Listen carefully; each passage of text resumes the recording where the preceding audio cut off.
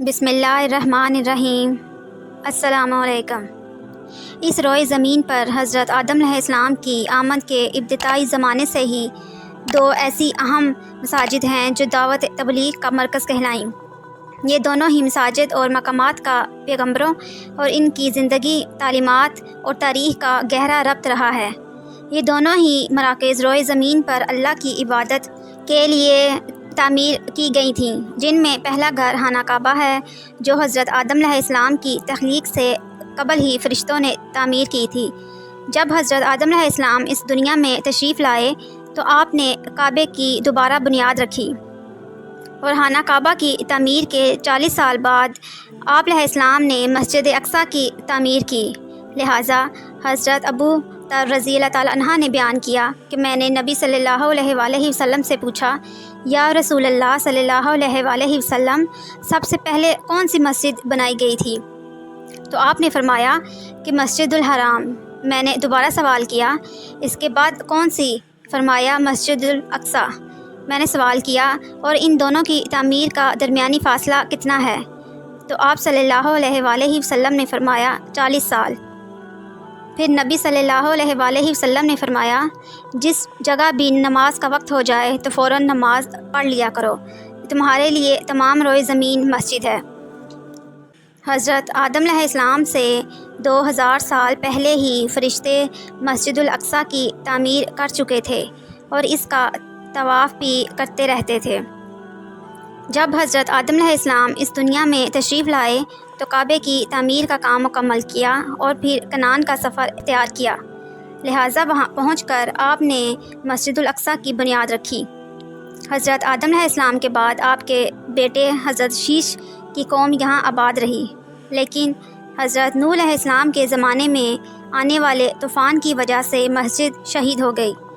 ایک روایت کے مطابق حضرت نوح علیہ السلام کی کشتی اسی مقام پر آ کر رکی تھی جہاں آج بیت المقدس قائم ہے۔ لہٰذا کنعان کے لوگ یہاں دوبارہ آباد ہونا شروع ہوئے، اور پھر حضرت ابراہیم علیہ السلام مبعوث ہوئے، جنہوں نے مکہ میں اپنے بیٹے حضرت اسماعیل علیہ السلام کے ساتھ خانہ کعبہ کی تعمیر کی، اور کنعان میں اپنے بیٹے حضرت اسحاق علیہ السلام کے ساتھ مسجد الاقصیٰ کی تعمیر نو کی۔ حضرت اسحاق علیہ السلام نے اپنی زندگی میں مسجد الاقصیٰ کی حفاظت کی، اور پھر آپ کے بیٹے حضرت یعقوب علیہ السلام کی نسل سے حضرت داؤد علیہ السلام اور حضرت سلیمان علیہ السلام نے اپنے عہد میں مسجد الاقصیٰ کی شاندار تعمیر کروائی۔ مسجد الاقصیٰ اور یروشلم انبیاء کرام علیہ السلام کا مسکن رہے ہیں، اور آخری نبی حضرت محمد صلی اللہ علیہ وآلہ وسلم نے بھی سفر معراج یہیں سے کیا۔ ایک روایت کے مطابق کہا جاتا ہے کہ مسجد الاقصیٰ کو 10,000 فرشتے ہر وقت حلقے میں لیے رکھتے ہیں، اور قیامت کے دن حضرت اسرافیل علیہ السلام اسی جگہ پر کھڑے ہو کر سور پھونکیں گے۔ مسجد الاقصیٰ کی تاریخ 5000 سال سے پہلے کی ہے۔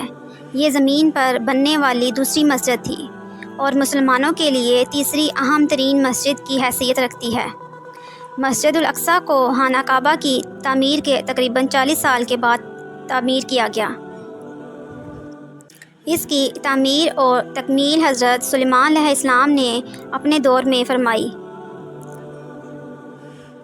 مسجد الاقصیٰ فلسطین کے شہر یروشلم میں موجود ہے۔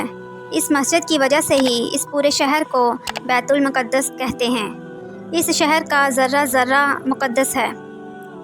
اکثر انبیاء کرام علیہ السلام اسی شہر میں مبعوث ہوئے، اور اس کے ساتھ ان کا گہرا تعلق رہا ہے۔ یہ مسجد مسلمانوں، یہودیوں اور عیسائیوں کے لیے یکساں اہمیت کی حامل ہے۔ یہی مسجد مسلمانوں کا قبلہ اول بھی ہے۔ مسلمان 17 ماہ تک اس کی طرف منہ کر کے نمازیں ادا کرتے رہے۔ جب رسول اللہ صلی اللہ علیہ وآلہ وسلم معراج کے موقع پر تشریف لے کے گئے تو یہی مقام آپ صلی اللہ علیہ وآلہ وسلم کی پہلی منزل بنا، اور یہ وہ واحد مسجد ہے جس میں ایک وقت میں تمام انبیاء کرام نے قیام فرمایا، اور اللہ کے رسول صلی اللہ علیہ وآلہ وسلم نے تمام انبیاء کی امامت فرمائی۔ یہ وہ مسجد ہے جہاں سے براہ راست زمین سے آسمان تک کا سفر طے ہوا۔ پاکیزگی کی لہریں بھی یہیں سے اٹھتی ہیں۔ مسلمانوں کے لیے معراج کے بعد سے اس جگہ کی اہمیت کئی گنا بڑھ گئی، کیونکہ اب سے صرف قبلہ اول ہی نہیں، نقطہ معراج کی حیثیت بھی مل گئی۔ یہاں پر حضرت داؤد علیہ السلام، حضرت سلیمان علیہ السلام اور دوسرے کئی انبیاء کرام علیہ السلام کی قبریں بھی موجود ہیں۔ یہیں پر حضرت مریم علیہ السلام کو جنت سے پھل ملتے تھے۔ حضرت سلیمان علیہ السلام کے دور میں اس عمارت کی تعمیر پہلی دفعہ ہوئی۔ اللہ تعالیٰ نے حضرت سلیمان علیہ السلام کو جنوں پر بھی کنٹرول دیا تھا۔ جنات کی مدد سے اس عمارت کی تکمیل کا کام کروایا اور تقریباً 1 سال کے عرصے میں یہ عمارت بن کے تیار ہوئی۔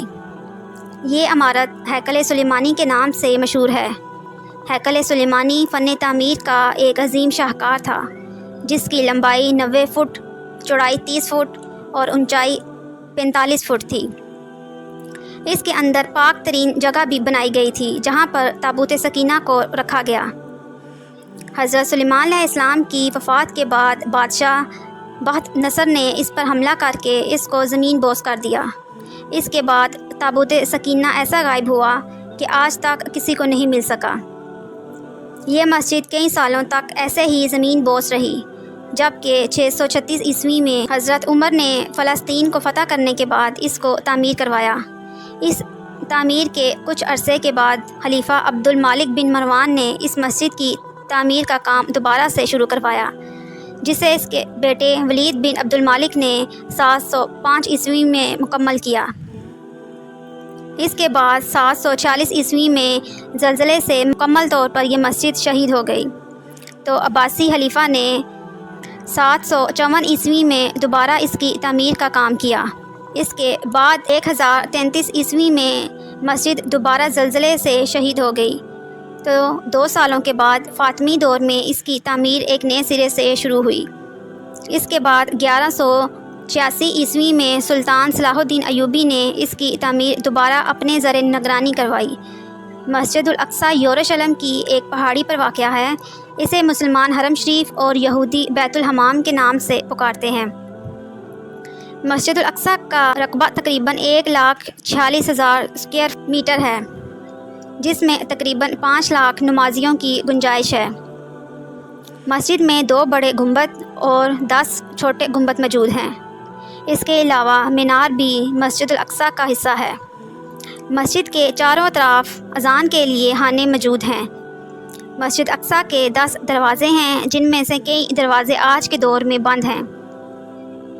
آخری بار اس مسجد کی سب سے بڑی تعمیر 1546 عیسوی میں ہوئی، سلطان سلیمان قانونی نے کروائی۔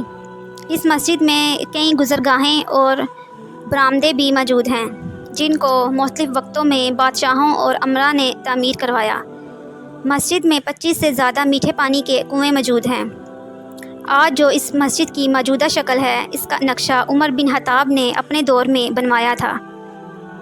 اسلام کا یہ تیسرا مقدس ترین شہر اور مسجد اقصی بہت برکتوں اور فضیلتوں کی مالک ہے۔